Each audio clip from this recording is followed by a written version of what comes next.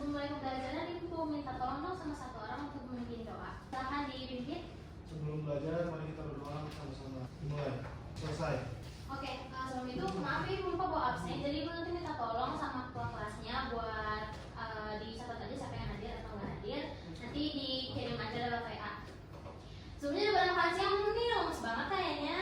Sudah, Bu. Puasa, Bu. Usahakan ya sebelum berangkat sekolah itu makan, jadi biar kita belajar bareng-bareng tuh enak gitu. Biar materinya tuh paham gitu kita tuh. Nah hari ini kita akan mempelajari bab tentang Nabi Muhammad SAW sebagai rahmat bagi alam semesta. Tapi di bab ini tuh ada 3 pembahasan. Yang pertama ada kondisi masyarakat Arab pra-Islam, yang kedua itu ada dakwah Nabi Muhammad SAW di Mekah, yang ketiga itu ada strategi dakwah Nabi Muhammad SAW di Mekah. Tapi hari ini kita akan pelajari kondisi masyarakat Arab pra-Islam. Jadi apa sih tujuan kita mempelajari materi hari ini tuh? Nah biar kita tuh bisa tahu nih bagaimana sih kepercayaan masyarakat Arab zaman dulu sebelum Islam datang, kemudian kondisi sosialnya, ada kondisi ekonominya, terus yang terakhir kemudian ada kondisi politik masyarakat Arab pra-Islam. Sebelumnya ibu mau tanya nih, yang tahu jawabannya tunjuk tangan ya. Apa yang terjadi apabila kalian mau ke suatu tempat nih, tapi petunjuk yang dikasih itu salah? Apa yang bakal terjadi sama kalian? Boleh angkat tangannya. Siapa namanya? Firdaus, Bu. Tersesat. Oke, bagus jawabannya. Jadi pertanyaan itu dan jawaban ini itu berkaitan dengan materi yang akan kita pelajari di bab ini, kayak gitu. Nah, kondisi masyarakat Arab pra-Islam untuk yang pertama itu kita akan pelajari kepercayaan masyarakat pra-Islam. Sebenarnya ada yang tahu nggak ini apa? Jadi Patung. Bagus. Nah, jadi dulu tuh masyarakat Arab itu memegang kepercayaan tauhid yang dibawa oleh Nabi Ibrahim alaihissalam dan anaknya juga. Tapi setelah keduanya wafat, kan terputus tuh risalahnya. Otomatis masyarakat Arab tuh kebingungan kayak bagaimana mereka menjalani hidup, apa yang mereka yakini. Jadi mereka kayak mempercayai apa yang mereka lihat gitu. Kalian tahu kan masyarakat Arab dulu tuh nyembahnya apa sih? Batu. Siapa namanya? Jakaria. Sebutannya? Jaka. Sebutan dari lagunya.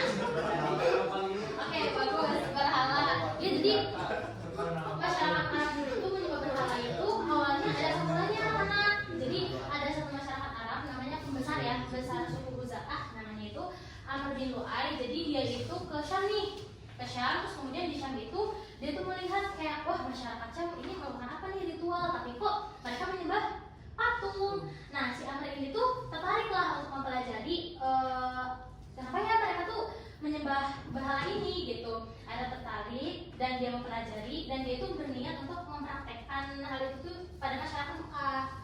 Akhirnya dia setelah mempelajari itu kemudian meminta cenderamata oleh suku Amaliko. Itu tuh suku yang ada di Syam yang menyembah berhala untuk dia praktikan gitu ke masyarakat Arab. Sampai di Arab akhirnya dia praktekin tuh kayak ada suatu ritual baru lah gitu. Dan akhirnya yang membuat masyarakat Arab tuh kayak berpikir, oh kayaknya kalau menyembah berhala ini kita bisa mendekatkan diri tuh kepada Tuhan tuh lewat ini gitu. Padahal itu salah sebenarnya kayak gitu.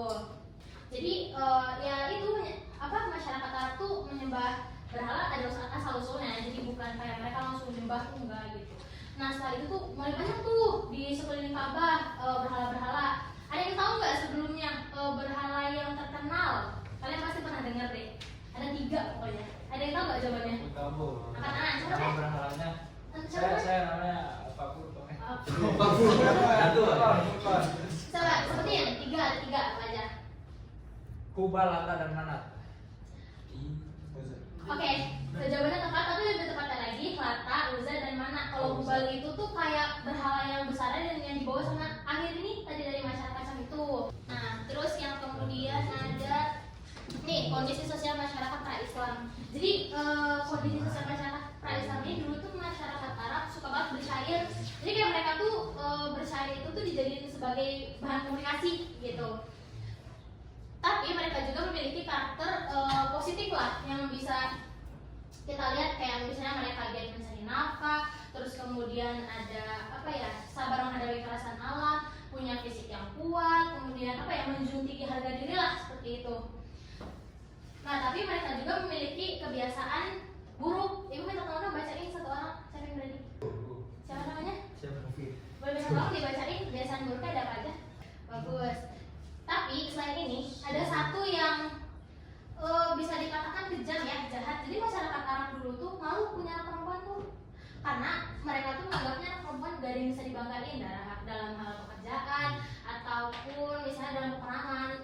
Itu sebab kenapa mereka tuh suka ngubur anak perempuan hidup-hidup kayak gitu, karena gak bisa dibanggain. Itu jadi mereka tuh lebih bangga kalau misalnya punya anak laki-laki. Terus kemudian ada kondisi ekonomi masyarakat pra-Islam. Jadi ekonomi masyarakat pra-Islam itu mereka mata pencahariannya itu ada bertani, beternak, sama berdagang. Nah kalau beternak ini tuh mereka tuh pindah-pindah gitu, nomaden, karena kayak mereka membawa hewan ternak mereka tuh ke tempat yang subur, banyak hujan gitu, biar ya bisa berkembang gitu hewan ternaknya. Tetapi dalam perekonomian mereka juga tuh riba tuh udah menjadi hal yang lazim gitu. Jadi kayak hal yang lumrah lah, udah ya emang lumrah gitu, bukan hal yang tabu lagi kayak gitu. Dan Makkah itu merupakan pusat perdagangan lah yang besar pada masanya kayak gitu. Dan riba juga dipengaruhi oleh apa ya, perdagangan masyarakat Makkah sama bangsa lain gitu. Nah jadi riba itu ada karena itu kayak gitu. Terus kemudian ada kondisi politik masyarakat Islam. Jadi di apa ya, di Arab itu pernah ada beberapa kerajaan lah sebelum masuknya Islam. Yang pertama ada kerajaan Ma'in, terus kerajaan Khotan pada tahun 1200 sampai dengan 700 sebelum Masehi. Kemudian ada kerajaan Kindah, ada kerajaan Saba. Yang ini ibu minta tolong satu orang bacain. Oke, Jaka, silakan dibacain. Ada kerajaan apa Ada lagi? kerajaan Himyar, ada pendudukan Romawi di Yaman, dan ada pendudukan orang-orang Persia atas Yaman. Oke, bagus. Terus nih, tiga terakhir ini ada kerajaan Gosan, ada kerajaan Hirah, sama Hijaz. Terakhir, oh iya. Jadi sebenarnya kalau Hijaz tuh bukan kerajaan tapi lebih ke apa ya, kayak kota gitu, negara. Jadi dia tuh belum pernah dijajah sama siapapun. Nah, Mekah tuh ada di Hijaz kayak gitu. Nah, Mekah tuh sebagai apa ya, bisa dibilang kayak kota peradabannya lah, karena perdagangan di situ, terus kayak suku-suku besar itu ada di Mekah semuanya. Dan Mekah itu ada di Hijaz. Oke. Sebelumnya nih, ibu mau tanya, ibu punya 2 kuis yang apa namanya, yang berani jawab dan angkat tangan, nanti ibu kasih poin lebih. Yang pertama ada, sebutkan salah satu ciri khas dari seni masyarakat Arab pra-Islam pada saat itu. Angkat tangan.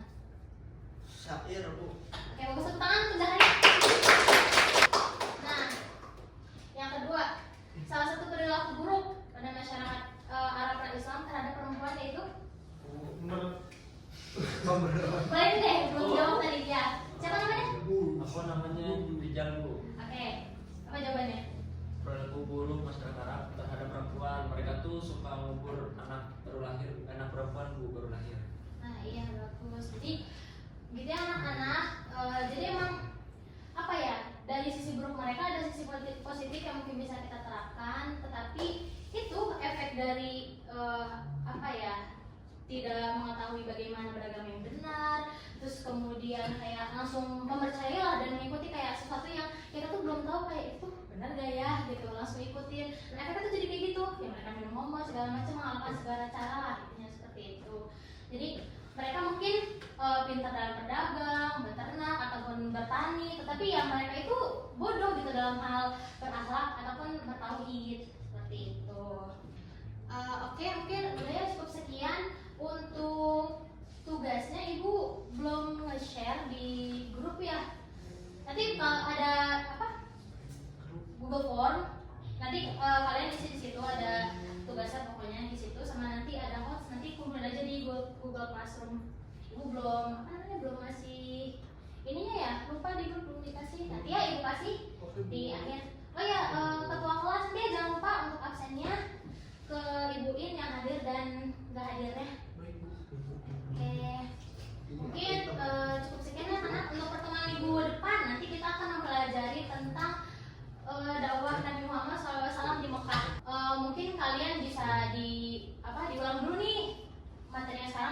sedikit nanti untuk materi minggu depan juga kalian baca-baca sedikit aja dulu, jadi biar belajar kalian tuh kayak paham, oh ini tadi dibaca kayak gini, seperti itu. Oke,